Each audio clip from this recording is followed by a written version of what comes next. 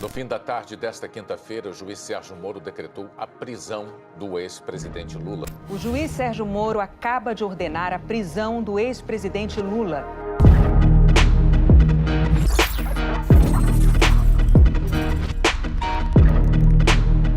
Lula responde a 3 processos em Curitiba e já foi condenado em 2 deles, apenas que somam 29 anos de prisão.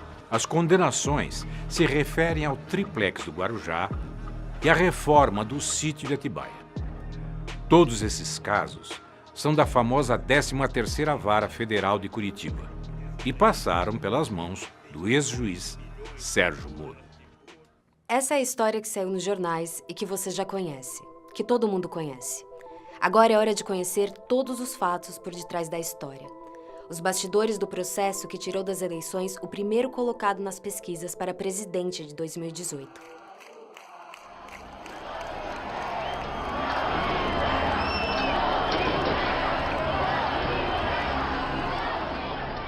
Os processos contra Lula em Curitiba são um dos maiores casos de lawfare já vistos no mundo. Nesse tipo de guerra, o ataque aos inimigos políticos é feito por meio da justiça, com múltiplas acusações, bloqueios de bens e divulgações seletivas na imprensa. O objetivo é inviabilizar a defesa e criar na sociedade um clima de culpa. E o julgamento passa a ser mera formalidade. As condenações já estão prontas. Um manifesto assinado em outubro de 2019 reuniu juristas de 8 países.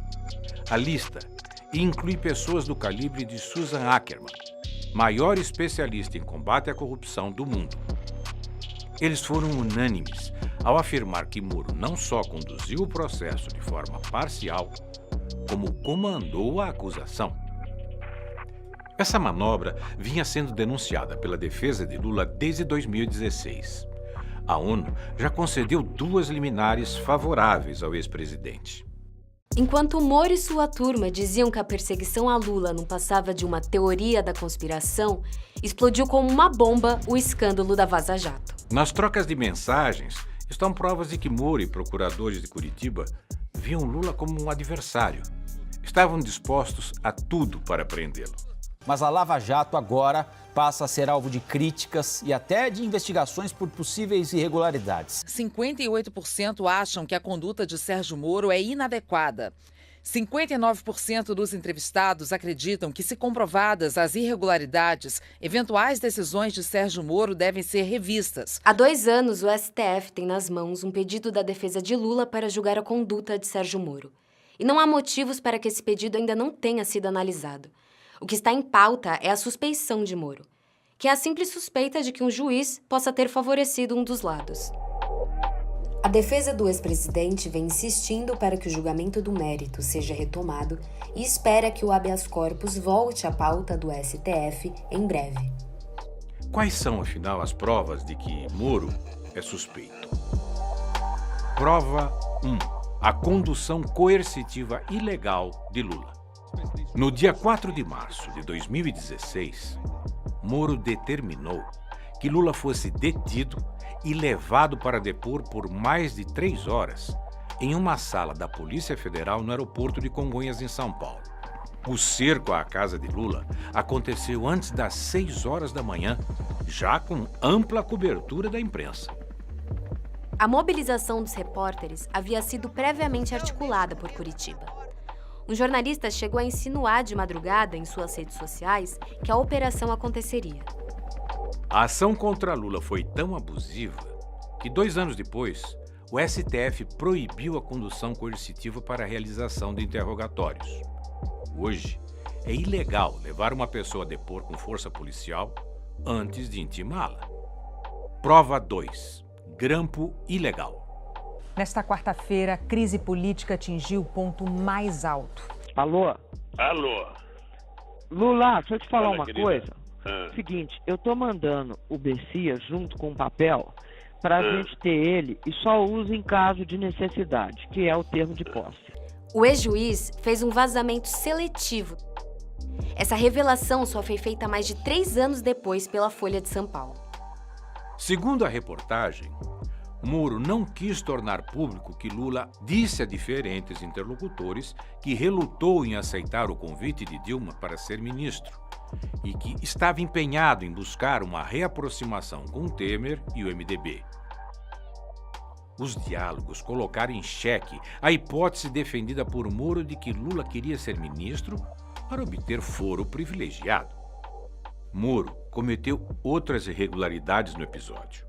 O diálogo entre Lula e Dilma foi captado mais de 2 horas após a ordem judicial que interrompeu o grampo. Além disso, a conversa não tinha nenhuma relação com os processos sob responsabilidade de Moro. Ele não tinha autoridade para divulgar gravações envolvendo autoridades com foro privilegiado, como era o caso da presidenta Dilma. Moro cometeu um crime ao gravar conversas de um presidente sem autorização do STF. Ao ser cobrado pelo Supremo por seus atos, o ex-juiz apenas pediu escusas, mas o estrago já estava feito. Como consequência, o vazamento do grampo ilegal acelerou o golpe contra Dilma, dividiu a sociedade e colocou a nossa democracia em risco. Moro também grampeou o telefone do escritório dos advogados de Lula. Com isso, acompanhou mais de 400 conversas e teve acesso em tempo real à estratégia da defesa. Prova 3. A condenação de Lula.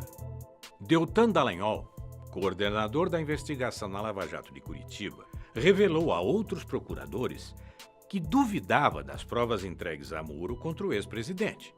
A conversa, revelada pela Vaza Jato, aconteceu 5 dias antes de Dallagnol fazer a primeira denúncia contra Lula, em 14 de setembro de 2016. O auditório já estava até marcado para a coletiva do PowerPoint.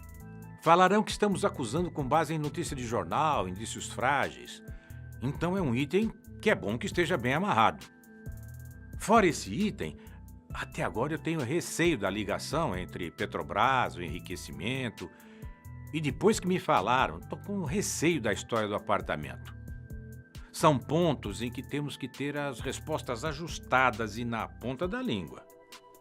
Mas Moro nunca se importou com a falta de provas. Em julho de 2017, o ex-juiz condenou Lula a 9 anos e meio de prisão por corrupção e lavagem de dinheiro no caso do triplex do Guarujá. Depois, o TRF4 ampliou a pena para 12 anos e 1 mês. Hoje eu pensei que os meus acusadores iriam mostrar uma escritura, um documento, um pagamento, alguma coisa que eu fiz para ter o apartamento que ele diz que é meu.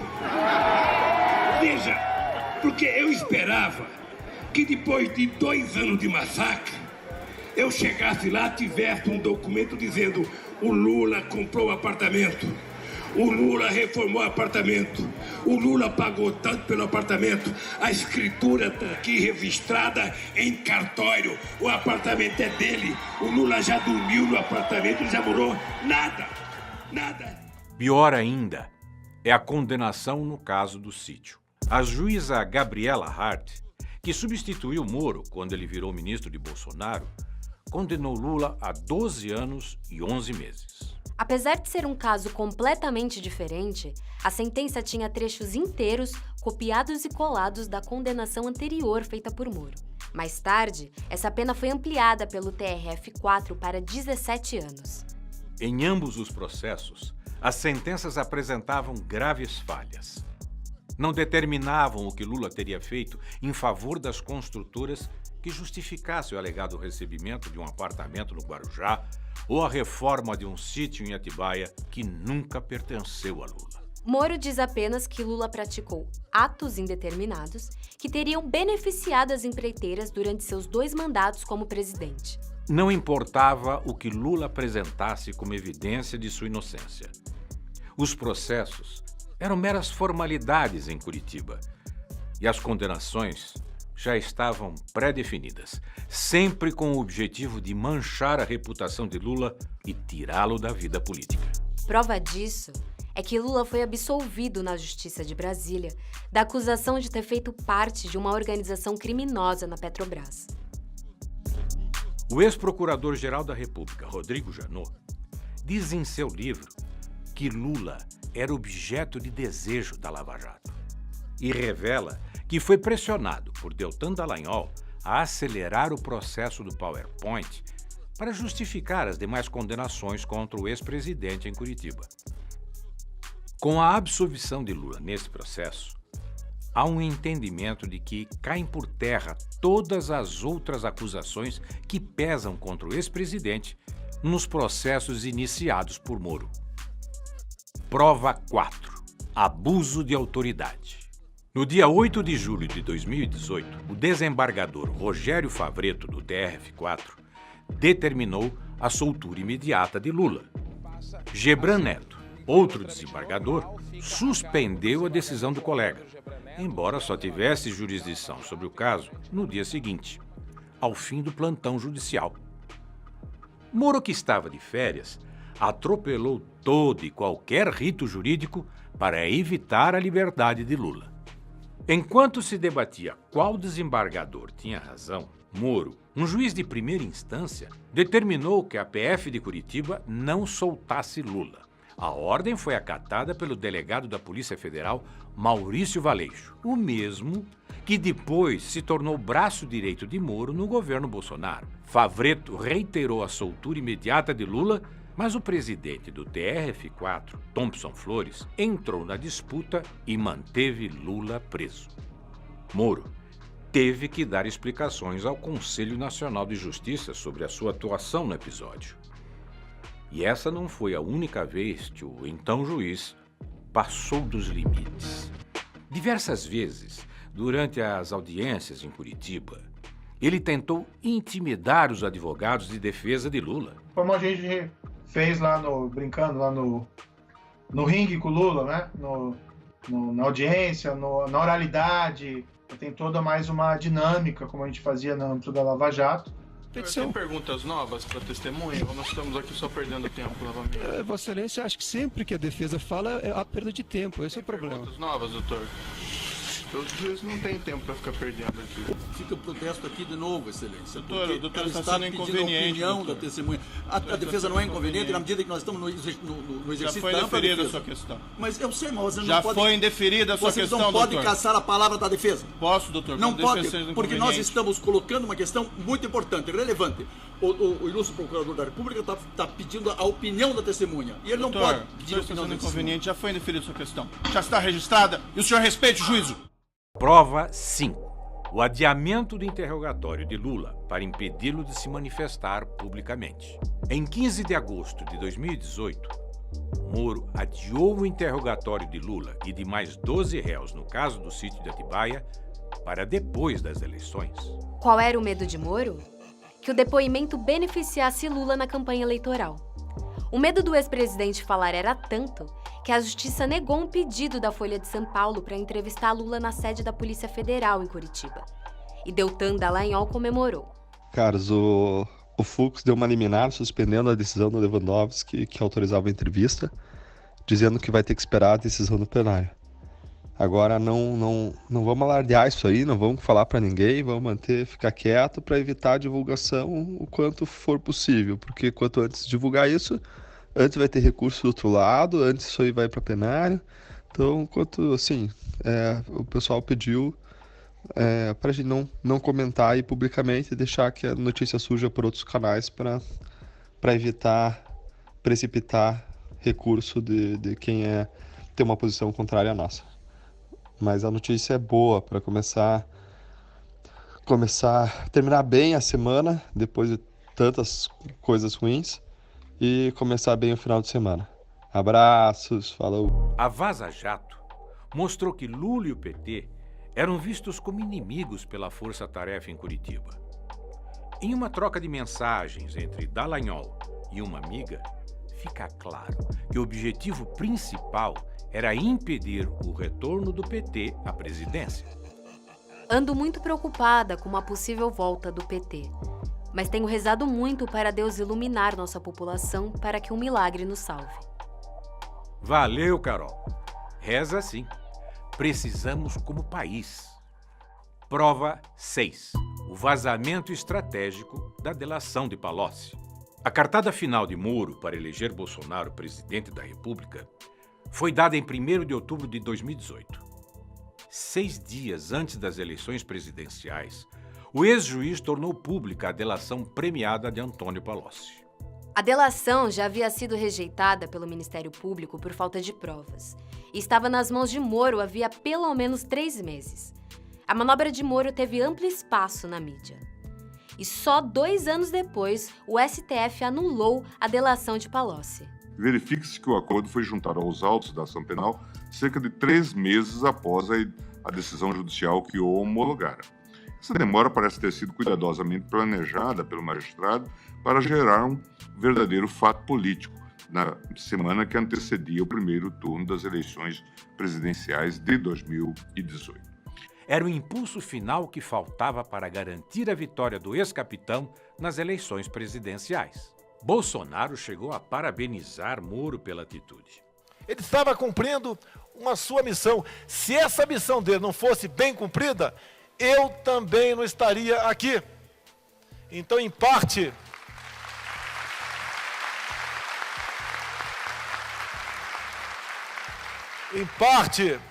do que acontece na política do Brasil, devemos a Sérgio Moro. Prova 7. A ida de Moro para o governo Bolsonaro. Se depois de tudo isso ainda restava alguma dúvida sobre a parcialidade de Moro, a nomeação do ex-juiz como ministro de Bolsonaro escancara quais eram seus interesses. Enquanto julgava Lula, Moro negociava um cargo no primeiro escalão do novo governo. E aí veio o dia do segundo turno, domingo, na casa do Jair. A gente chegou lá à tarde, tipo 5, 5h30 da tarde, ainda estava claro. O Paulo Guedes estava na sala, me puxa, me chama e fala assim: Bebiano, eu quero conversar com você um negócio aqui importante.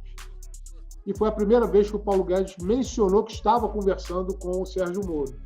Ele me contou que já tinha tido 5 ou 6 conversas com o Sérgio Moro e que o Sérgio Moro estaria disposto a abandonar a magistratura e aceitar esse desafio como ministro da Justiça.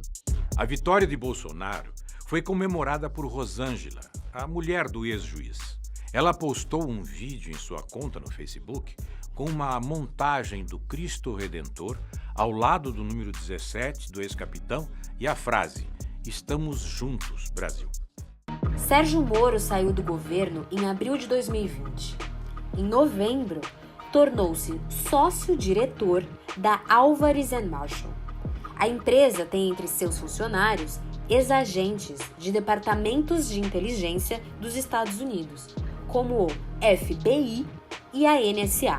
A Álvares & Marshall foi administradora judicial da OAS e apresentou à Justiça uma lista de imóveis de propriedade da construtora que incluía o famoso triplex do Guarujá, o mesmo que Moro e a Lava Jato afirmavam pertencer a Lula. A empresa norte-americana também é administradora judicial da Odebrecht, outra construtora que Moro levou ao fundo do poço quando era juiz da Lava Jato.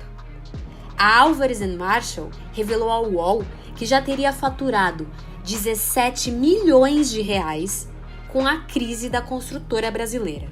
O conflito de interesses nestes casos é evidente. Lideranças de todos os campos políticos ficaram perplexas com a decisão de Moro em aceitar o trabalho na empresa norte-americana.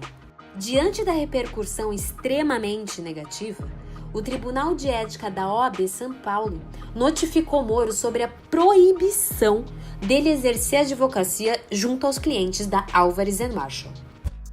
Ao longo de todas essas injustiças, Lula se manteve firme. Eu tenho tanta obsessão de desmascarar o Moro, desmascarar o Delayol e a sua turma, e desmascarar aqueles que me condenaram, sabe, que eu ficarei preso 100 anos. Mas eu não trocarei a minha dignidade pela minha liberdade. Foram 580 dias preso injustamente na sede da Polícia Federal de Curitiba. Durante todo esse tempo, o povo permaneceu em vigília e personalidades de todo o mundo se mobilizaram por sua liberdade. Bom dia, presidente Lula!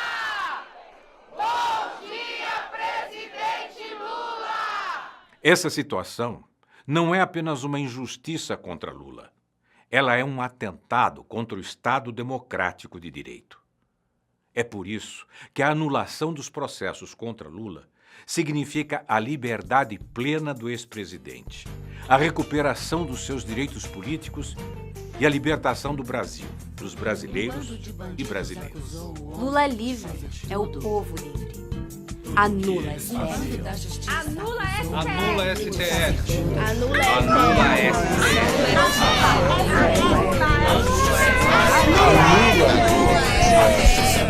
Um bando de bandidos acusou o homem de fazer tudo. Tudo que eles fazem. A justiça é nossa. A justiça é nossa. Uma banda da polícia e um tucano na justiça vieram juntos. Estavam na mídia todo dia. O promotor, pastor,